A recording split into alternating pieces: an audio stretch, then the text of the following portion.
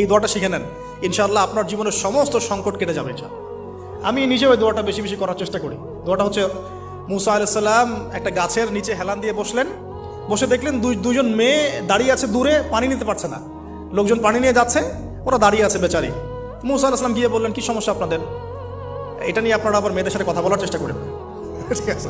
তো মাহারাম গায়রা মাহারাম মেনে চলে। তারা বললেন যে আমাদের বাবা অনেক বৃদ্ধ মানুষ, আমরা পানি নিতে পারি না যতক্ষণ না আমাদের কম পানি নিয়ে চলে যায়। তো মুসা আলাইহিস সালাম তো একটু বললাম না, ফিজিক্যালি খুব স্ট্রং ছিলেন, থাকে না বডি বিল্ডার, সামনে গিয়ে কথা বলে সরো পানি দিতে দাও, তখন মানুষ একটু মূল্যায়ন করে না। তো মুসা আলাইহিস সালাম এভাবে পানি নিয়ে দিলেন এবং বাছুরদেরকে পানি পান করালেন, করিয়ে গাছের নিচে এসে বসে আছেন।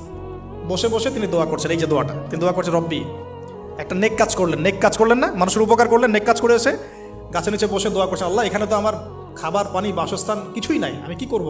রব্বি ইন্নি লিমা আনজালতা